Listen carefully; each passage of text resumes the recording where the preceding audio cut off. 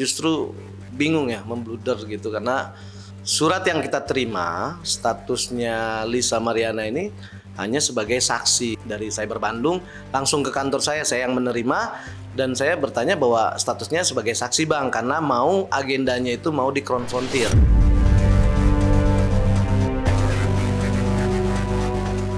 Sekali lagi, apa yang ada di Polda Jawa Barat itu menunjukkan kepada publik bahwa memang perilaku dari Lisa Mariana memang tidak baik.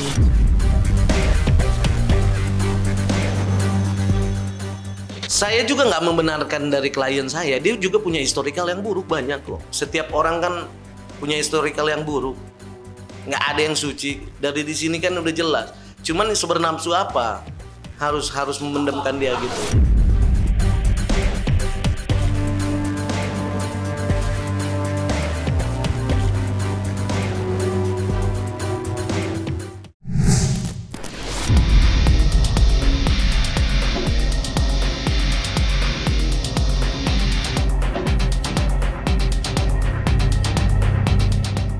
Sejak ditetapkan sebagai tersangka pada tanggal 7 November kemarin, kasus yang menjerat Lisa Mariana sontak mengguncang jagat dunia maya.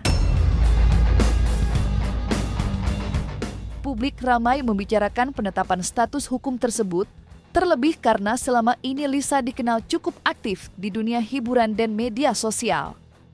Namun di tengah hiruk-pikuk pemberitaan yang beredar, pihak Lisa melalui kuasa hukumnya, John Boy Nababan, akhirnya angkat bicara untuk memberikan klarifikasi sekaligus tanggapan resmi terkait penetapan status tersangka oleh Polda Jawa Barat. Dalam keterangannya, John Boy Nababan menegaskan bahwa pihaknya belum pernah menerima salinan resmi surat penetapan tersangka terhadap kliennya.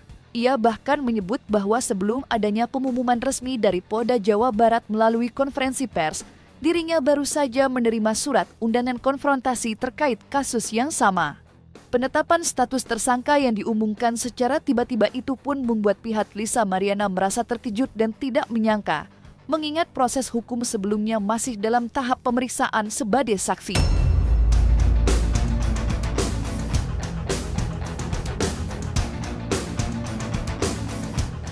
Jadi untuk yang bersangkutan ini setelah beberapa kali mangkir dan beberapa kali juga menyampaikan kesaksiannya ya, pemeriksaan, dan ini sudah cukup ya dari hasil pemeriksaan, dan yang bersangkutan juga sudah kita tetapkan sebagai tersangka.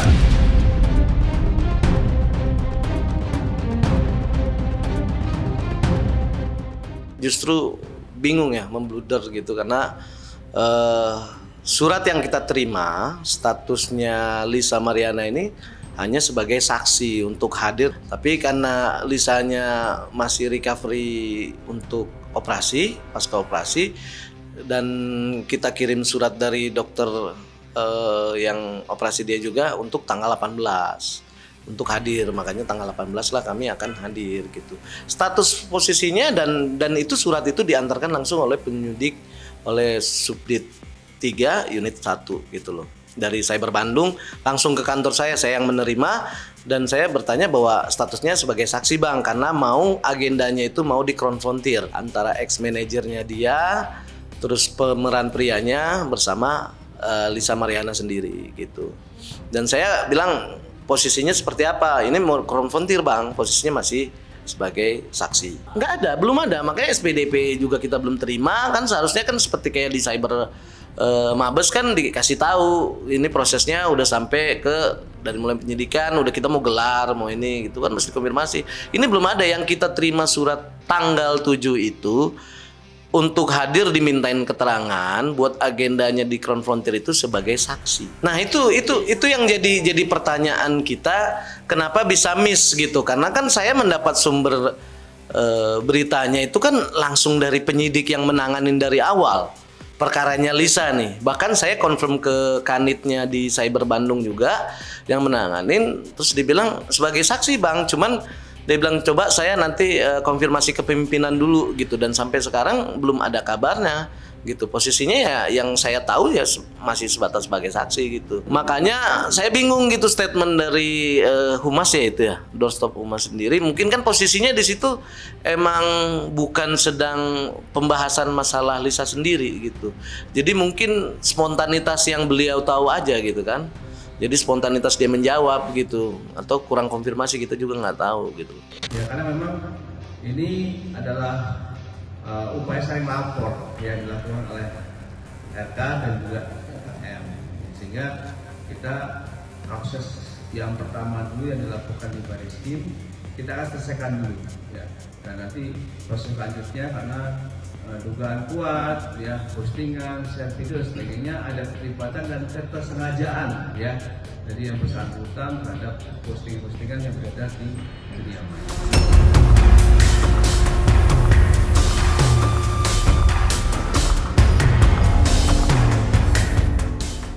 Status tersangka yang kini disandang oleh Lisa Mariana rupanya juga turut memancing reaksi dari pihak Ridwan Kamil melalui kuasa hukumnya, Muslim Jaya Butar-Butar. Dalam pernyataannya kepada awak media, Muslim mengaku tidak terkejut dengan perkembangan kasus tersebut. Ia bahkan secara belak-belakan menyebut bahwa pihaknya sudah menduga hal ini akan terjadi sejak awal. Lebih lanjut, ia secara tegas menilai bahwa Lisa bukanlah sosok wanita yang berperilaku baik.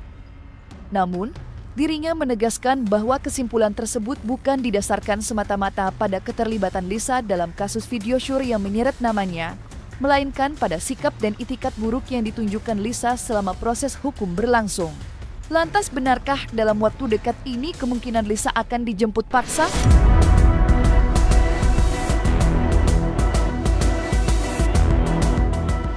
Sekali lagi, apa yang ada di Polda Jawa Barat itu menunjukkan kepada publik bahwa memang perilaku dari Lisa Mariana memang tidak baik gitu loh. Dari awal kan sudah ditetapkan sebagai tersangka terkait dengan video syur. Artinya latar belakang, ini kembali lagi ya, latar belakang dari Lisa Mariana memang latar belakang yang sesuatu yang menunjukkan yang tidak baik lah gitu. Saya juga nggak membenarkan dari klien saya, dia juga punya historikal yang buruk banyak kok. Awal permulaannya ini rame kan karena dia membuka aibnya dia sendiri antara RK dengan Lisa di Mabes Polri sana. Klien kami sendiri itu tidak pernah mangkir ataupun tidak pernah bahwa ini bukan dia yang melakukan. Dia dengan terang bahwa dibilang itu dia kok. Setiap orang kan punya historikal yang buruk, nggak ada yang suci. Dari di sini kan udah jelas. Cuman sebernafsu apa harus memendamkan dia gitu. Soal berkeliaran tuh ya kita nanti tinggal dilihat aja ke depan seperti apa. Kami dari pihak Pak Ridwan Kamil sekali lagi dengan tidak mengurangi rasa hormat kami sebetulnya tidak mau berkomentar terlalu jauh ya terkait dengan penetapan tersangka Lisa Mariana di Polda Jabar. Kenapa? Karena tidak ada kaitannya dengan Pak Ridwan Kamil dan tidak ada kaitannya dengan kami juga gitu loh. Tentu proses hukum yang ada di Polda Jabar kami hormatin sejauh ini, dan kemudian saya kira ya gini, mungkin saja penetapan itu kan penyidik sudah melakukan tahapan-tahapan gitu, sebagaimana juga yang di Barreskrim. Tahapan-tahapan sesuai dengan SOP dilakukan secara objektif, independen, secara prosedural juga ya kami yakin juga sudah dilakukan itu.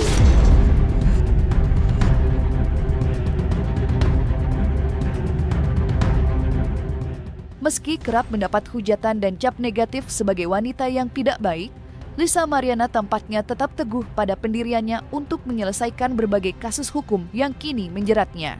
Ia memilih untuk tidak larut dalam sorotan publik yang tajam dan justru berupaya menghadapi setiap proses hukum dengan kepala dingin. Dalam kasusnya yang melibatkan Ridwan Kamil, Lisa sejak awal sebenarnya telah menunjukkan niat baik untuk menyelesaikan persoalan tersebut secara damai dan kekeluargaan. Melalui kuasa hukumnya, ia sempat menyampaikan keinginan agar kedua belah pihak dapat mencari jalan tengah tanpa harus melanjutkan perkara ke ranah hukum yang lebih jauh. Namun, harapan tersebut tampaknya belum membuahkan hasil. Upaya damai yang diinisiasi Lisa justru menemui jalan buntu setelah pihak Ridwan Kamil yang sebelumnya terbuka terhadap mediasi, mendadak mengubah sikap dan memutuskan untuk melanjutkan proses hukum. Kasus dugaan pencemaran nama baik itu pun kini telah bergulir di Bareskrim Mabes Polri, hingga akhirnya berujung pada penetapan Lisa Mariana sebagai tersangka. Lantas upaya apa lagi yang akan digunakan oleh Lisa agar tercapai kesepakatan untuk berdamai dengan pihak RK?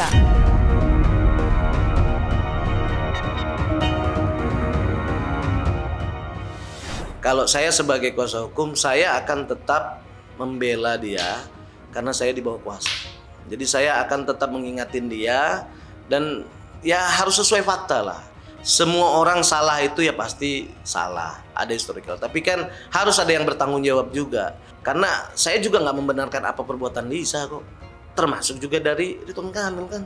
Semuanya harus bertanggung jawab dalam hal tersebut gitu loh. Mereka yang memulai gaung ini seharusnya mereka berdua yang menutup gitu. Gimana baiknya gitu loh. Pak RK itu kan dari awal sangat menghormati proses hukum. Jadi terkait dengan kasus ini kenapa terus berlanjut ke pengadilan, berlanjut ke nanti juga kasusnya ke Pengadilan Negeri Bandung juga terkait dengan yang di Bareskrim, semuanya bermuara di pengadilan.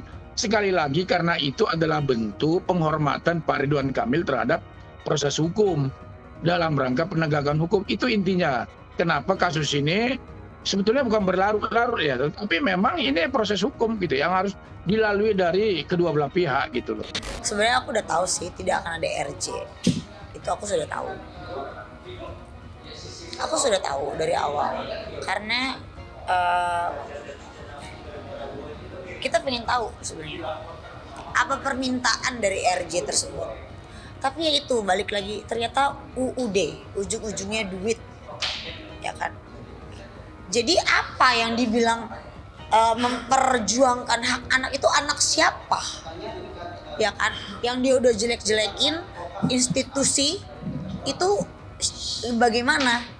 Institusi ini Bareskrim loh, ini rumah sakit Kapolri loh.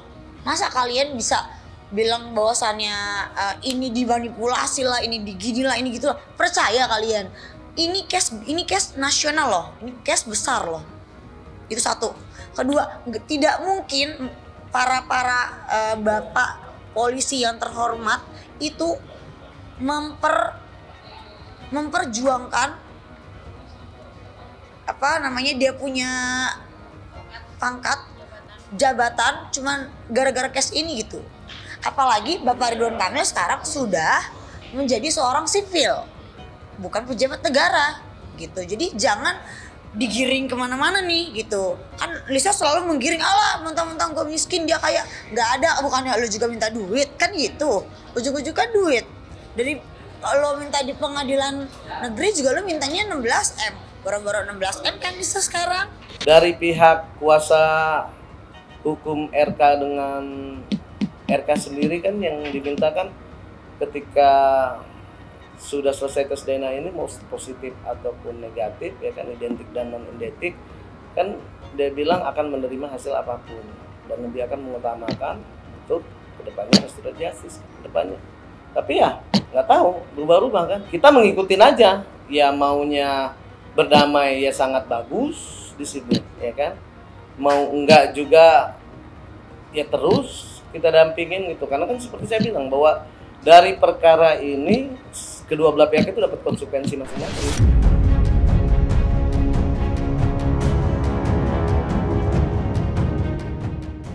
Sebagai seorang yang kini sudah menjadi publik figur, sorotan terhadap Lisa Mariana kini tidak hanya datang dari kasus hukumnya, tetapi juga dari perubahan fisiknya yang cukup drastis.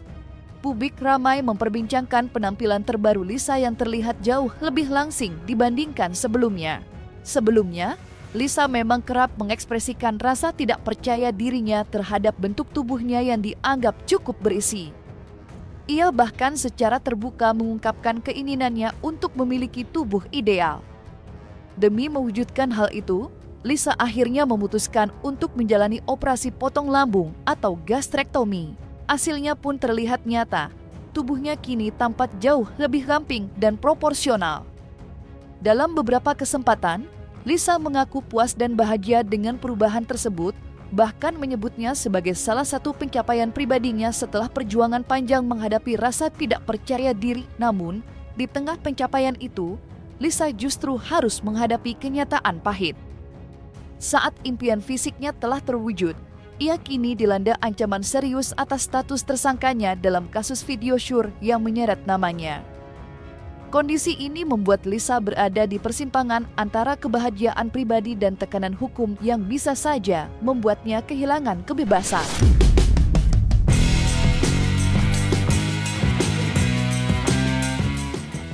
Ini tuh size M ya, ini size M, lihat tuh pinggang gue udah punya pinggang, boleh dong pamer ya. Terus ini celana size L size ya, tapi udah kebesaran lagi.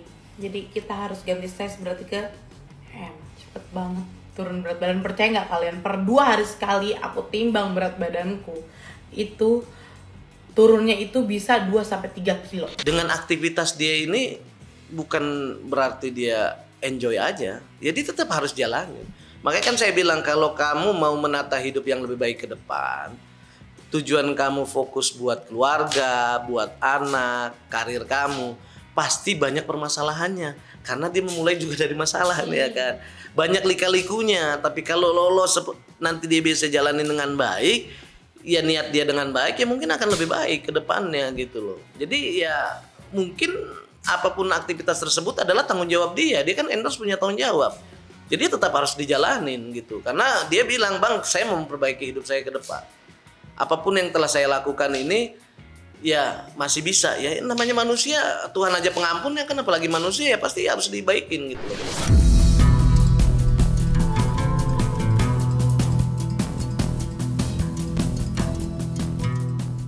Selain berhasil menurunkan berat badan secara signifikan, Lisa Mariana kembali menjadi sorotan publik usai menjalani operasi pada bagian hidungnya. Melalui unggahan di media sosial pribadinya, Lisa tampak tampil percaya diri memperlihatkan penampilan terbarunya. Dalam foto yang dibagikannya, hidung Lisa masih tertutup plester pasca operasi, menandakan bahwa prosedur tersebut baru saja dilakukan. Unggahan itu seketika menjadi perbincangan hangat di dunia maya. Ribuan komentar membanjiri kolom unggahannya, mencerminkan beragam pandangan publik terhadap langkah yang diambil Lisa di tengah situasi hukumnya yang sedang memanas. Sebagian warganet menilai tindakan Lisa tersebut sebagai bentuk ketidakpekaan terhadap situasi yang sedang dihadapinya.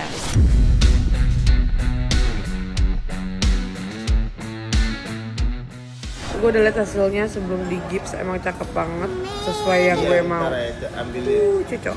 Suka banget sih ini ya sama hasilnya tuh. Bangir banget gitu, simetris gitu ya, Bo. Kak, hidungnya kenapa? Oke, aku jelasin ya.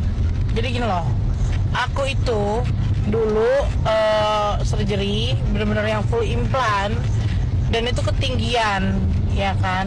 Ketinggian, aku nggak mau sebut klinik, yang jelas di luar negeri, gitu ya. Ketinggian, terus aku kecelakaan dan menyebabkan itu ujungnya dia biru putih, terus langsung jebol kan, implan nongol di depan.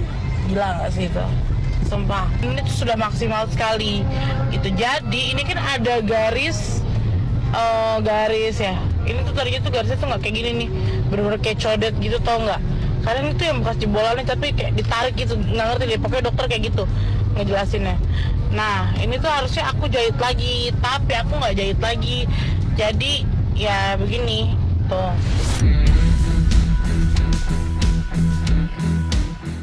Nah, selesai sudah, Cumi Lovers. Jangan lupa untuk like, subscribe, dan juga share channel YouTube Cumi Cumi.